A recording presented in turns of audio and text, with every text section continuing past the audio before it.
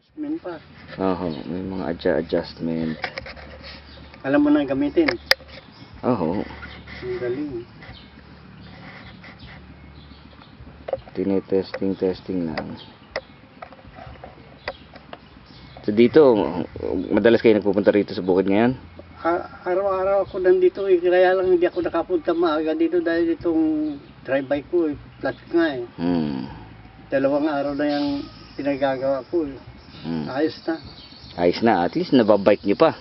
Oo. Nagtataka ka nga sila. Oh, si Brother Selu sabi niya malakas pa mag-pedal ng bike. Noong talaga hindi ako makalakad dahil sinumpong yung rheuma ko nung hatid namin si lola mo sa airport noon. Eh, sinakyan namin yung van ni Henry na air condition. Nilagay nila ako sa harapan. Ang buga ng lamig doon sa tapat sa paa ko. Naku, pagdating namin sa airport, hindi na ako makatindig. Dito na, nagkakram ng tuhod ko. Kinatin si Lola? Oo. Kailan lang yan? Hindi, si Nini kasama. Oo nga, nandito nga daw sila noon. Oo, anong year yun? Hindi ko na matanda. 2-3 years ago. Dito sila. Ang saya dito sa bukid Oo nga eh, talagang kanya-kanyang kubo na lang.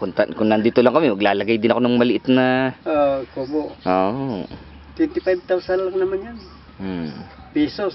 Eh sa pound sa pera niyo. Ay, pag dito kami nagtrabaho as therapist, hindi rin pahirapan din. Oo, dahil yung value ng pera.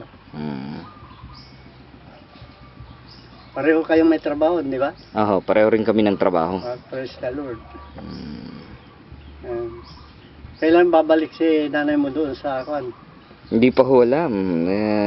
Titingnan natin. Pero wala pa kaming schedule. Ayun, dahil mag-iiwi ng anak mo doon eh. Di ba sa halili-halili sila dalawa? Oo nga ho.